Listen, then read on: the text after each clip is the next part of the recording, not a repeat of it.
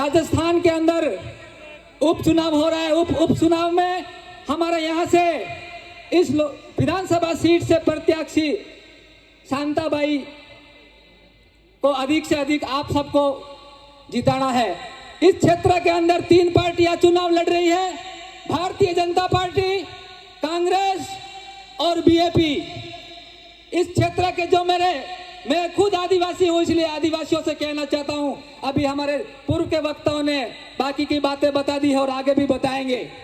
आदिवासियों के नाम पे एक पार्टी, हमारे नाम पे, जाति के नाम पे एक पार्टी क्षेत्र के अंदर आई है, आदिवासियों को भ्रमित कर रही है। हम 8वीं पास को नौकरी दे देंगे, हम इस क्षेत्र के अंदर आपकी सारी शासन व्यवस्थाएं हमारी होगी, इस प्रकार से भ्रमित करके हमारे लोगों को, हमारे युवाओं को कहते हैं कि ये जितनी भी पार्टियां हैं, ये पार्टियां आदिवासियों की विरोधी है, ये संविधान की विरोधी है। लेकिन मैं एडवोकेट होने के नाते संविधान के आईने में जाकर देखता हूं, तो अगर किसी ने आदिवासियों का भला किया तो भारतीय जनता पार्टी ने किया है। 1995 और 96 के अंदर इस राजस्थान के अंदर सौभाग्य से भारतीय जनता पार्टी की सरकार बनी। उस समय भैरव सिंह जी ने हम आदिवासियों को आरक्षण दिया। उसके बाद में हमारे गांव झोपड़ी में रहने वाला मेरा भाई कहीं वार्ड पंच बना, कहीं सरपंच बना, कहीं प्रधान बना, और प्रशासनिक सेवाओं में भी उसके बाद में मेरा आदिवासी गया है, ये मैं अच्छी तरह से जानता हूं। उसके बाद में और इस क्रम को आगे बढ़ाते हैं, हमारे केंद्र के अंदर हमारा कोई आदिवासियों का मंत्रालय नहीं था। 1999 के अंदर सौभाग्य से हमारे भाग्य का उदय होता है और भारतीय जनता पार्टी की सरकार बनती है। और हमारे माननीय अटल बिहारी वाजपेयी ने 1999 में हमारे लिए आदिवासियों के लिए जनजाति कार्य मंत्रालय का गठन किया। और उस समय झारखंड के सांसद जुएल उरांव थे, उनको आदिवासी कल्याण मंत्री बना करके 25,000 करोड़ रुपए का बजट देकर के कहा कि जाओ भारत के आदिवासियों के लिए आप विकास करो, उनके लिए योजनाएं बनाओ। उसके बाद हम दिल्ली के अंदर भारतीय जनता पार्टी की सरकार चली गई और कांग्रेस की 10 साल तक मोनी बाबा की सरकार, रिमोट कंट्रोल सरकार बनी।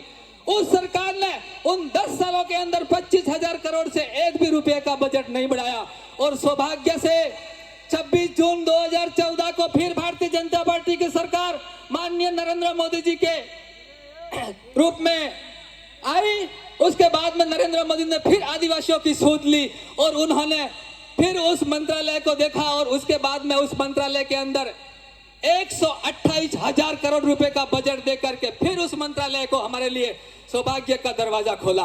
भ्रमित करने वाले इन लोगों से अगर मेरे युवा कोई सुन रहे हैं तो आप सभी से मेरा निवेदन है, आप सभी समझिए इन भ्रमित करने वालों से।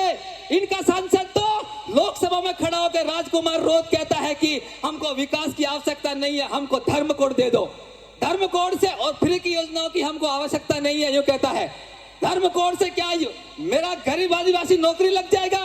क्या वहां पे डैम से पानी चला जाएगा? क्या वहां पे रोड बन जाएगा? अरे ये भ्रमित करके इनकी रोटियां सेक रहे हैं, इनके करोड़ों रुपए का महल खड़े कर दिए इन लोगों ने।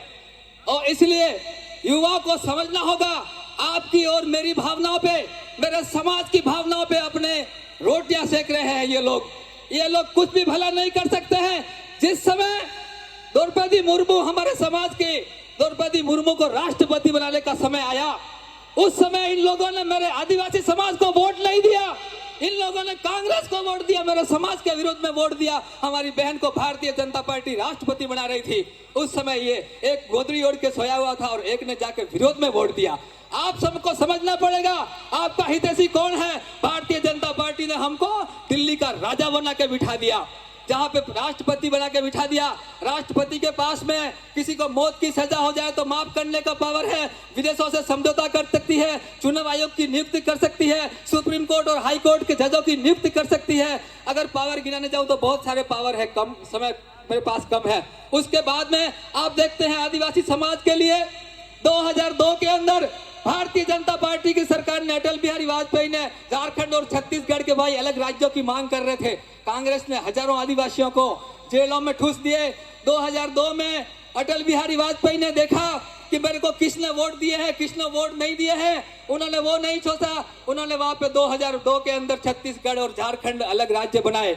और सौभाग्य देखिए, झारखंड के अंदर उस समय 2001 में भारतीय जनता पार्टी को बहुमत मिला। बहुमत मिलने के बाद में मेरे आदिवासी भाई वहां के बाबूलाल मरांडी को वहां का मुख्यमंत्री बना के उसका राजगद्दी पे बिठाया, उसको ताज सौंप दिया पूरे राज्य का। राज्य की बात करता हूं, आदिवासी अभी छत्तीसगढ़ के अंदर चुनाव हुए थे, इस 2024 की बात है। वहां के आदिवासी नेता विष्णुदेव साय को वहां का भारतीय जनता पार्टी ने बहुमत मिलने पे मुख्यमंत्री बनाया। अभी चुनाव हुए थे उड़ीसा में, वहां के भारतीय जनता पार्टी के आदिवासी हमारे विधायक जितेंद्र मांझी को वहां का मुख्यमंत्री बनाया भारतीय जनता पार्टी ने। उससे पहले 16 जून 2019 को हमारी आदिवासी बहन अनसुईया उइके को वहां का अपने छत्तीसगढ़ का राज्यपाल बनाया। अभी तक वो अपने मणिपुर की राज्यपाल है। इस प्रकार से भारतीय जनता पार्टी हमारी हितैषी है, नीचे से लेकर ऊपर तक हमारी लाइन राष्ट्रपति तक बनी हुई है। आप सबसे निवेदन करता हूं, अपना विकास करना है तो इस लाइन के अंदर जुड़िए, जो हाईवे बना हुआ है इस पे जुड़िए। अलग से रास्ता बनाओगे तो कोई लाभ होने वाला नहीं है। हमारे समाज को सही दिशा रास्ते पे ले जाना है तो इनके साथ जुड़ना पड़ेगा। इसलिए आप सभी जितने भी युवा माता बहनें खड़े हैं, सभी भारतीय जनता पार्टी के साथ जुड़िए। ये लोग कोई विकास नहीं कर सकते हैं, ये विकास के विरोधी है। जय हिंद, जय भारत।